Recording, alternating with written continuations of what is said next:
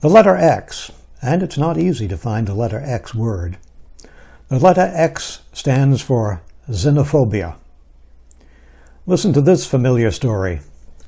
A man was going down from Jerusalem to Jericho and fell into the hands of robbers, who stripped him, beat him, and went away, leaving him half dead. A priest was going by and passed by on the other side. So likewise a Levite. But a Samaritan, while traveling, came near him, and when he saw him, he was moved with pity. The word of the day is xenophobia, or the fear or hatred of foreigners, people from different cultures, or strangers. While it is true that COVID-19 does not target any national group, it is also true that certain groups seem to be more susceptible to becoming the victims of this disease. I recall the original lists included people living and working in senior care facilities, especially extended care units, and senior citizens with complicating health issues. Since then, other hotspots have been identified, such as prisons and meatpacking plants. Because of the dynamics of incarceration practices and employment in these and other industries, they appear to be incubators for transmission of the pandemic.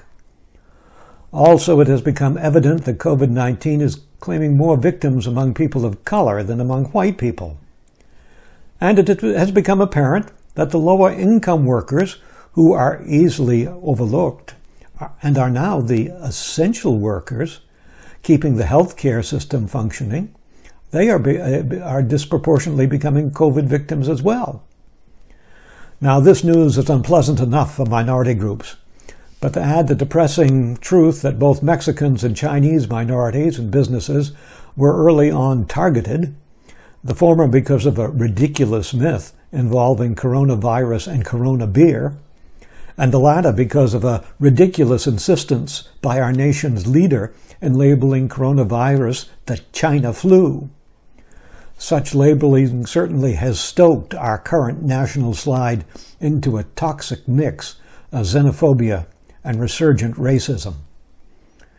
As I'm writing this, the pandemic has claimed more than 100,000 victims, but the nation's attention is focused on the death of a black man at the hands of a white Minneapolis policeman. And as I'm writing this and recording this, protesters have filled the streets in Minneapolis-St. Paul, as well as in Los Angeles, Atlanta, New York, Washington, D.C., and other cities. It is similar to the long nights of the 1960s.